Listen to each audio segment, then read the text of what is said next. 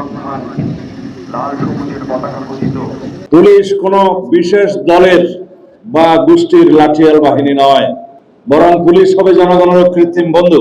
প্রিয় এসপি প্রফেশনালগণ, আপনারা সমাজে ন্যায় বিচার ও আইনের শাসন প্রতিষ্ঠায় এক গুরুত্বপূর্ণ পরিবর্তনের সৈনিক।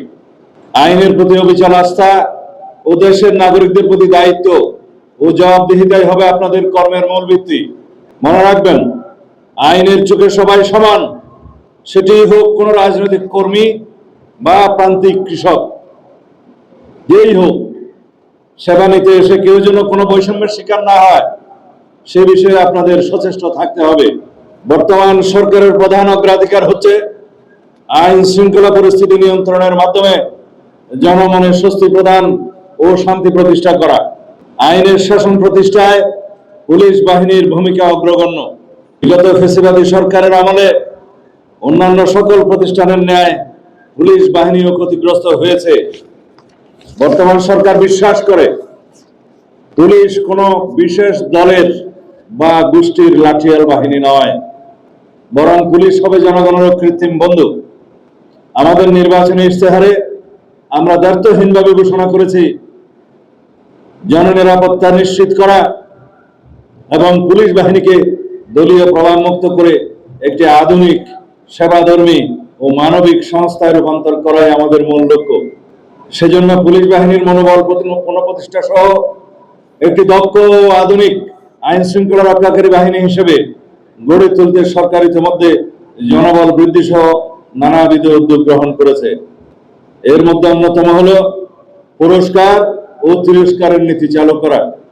এর অংশ হিসেবে সাহসিকতা ও প্রশংসনীয় কাজের স্বীকৃতি স্বরূপ পুলিশের সদস্যদের যেমন পুরস্কৃত করা হচ্ছে, একইভাবে শৃঙ্খলা ভঙ্গ ও অপরাধের সঙ্গে জড়িত পুলিশের সদস্যদের বিরুদ্ধে ব্যবস্থা গ্রহণ করা হচ্ছে। প্রিয় কর্মকর্তা বৃন্দ, জনগণের সেবক হন। সাধারণ মানুষ যখন থানায় আসে, তারা যেন আপনাদের মধ্যে সেবার মানসিকতা দেখতে পায়। বর্তমান যুগ আধুনিক তথ্য প্রযুক্তির যুগ, সেজন্য ডিজিটাল অপরাধ দমনে আপনাদের সর্বোচ্চ কারিগরি জ্ঞান অর্জন করতে হবে। সাইবার নিরাপত্তা থেকে শুরু করে আধুনিক অপরাধ তদন্তে আপনাদের অগ্রণী ভূমিকা পালন করতে হবে। বর্তমান সরকার দুর্নীতির বিরুদ্ধে জিরো টলারেন্স ঘোষণা করেছে। দুর্নীতির করাল গ্রাস যেন আপনাদেরকে স্পর্শ করতে না পারে, সেদিকে সদা সতর্ক থাকবেন। বর্তমান প্রেক্ষাপটে ২৭তম পুলিশ ব্যাচ প্রথম পর্যায়কে দেশের আইন শৃঙ্খলা রক্ষায় অগ্রণী ভূমিকা পালন করতে হবে। আপনাদের কাছে আমাদের এবং জাতির যে প্রত্যাশা, সেই প্রত্যাশা যেন আপনারা সবসময় মনে রাখেন। ২৪-এর ছাত্র গণ অভ্যুত্থানের পরে যে গণমানুষের প্রত্যাশা, জাতির প্রত্যাশা, বর্তমান রূপান্তরমূলক এই রাষ্ট্র কাঠামোর মধ্য দিয়ে আমরা যে যাচ্ছি, আমাদের জাতির যে প্রত্যাশা, সেই প্রত্যাশাকে আপনারা পূরণ করবেন। দুর্নীতিমুক্ত থাকবেন। দেশের প্রতি, দেশের মানুষের প্রতি সব সময় আপনারা এমন আচরণ করবেন যাতে মনে করে দেশের মানুষ পুলিশ সত্যিকার ভাবেই জনবান্ধব হয়েছে এবং জনগণের বন্ধু হয়েছে।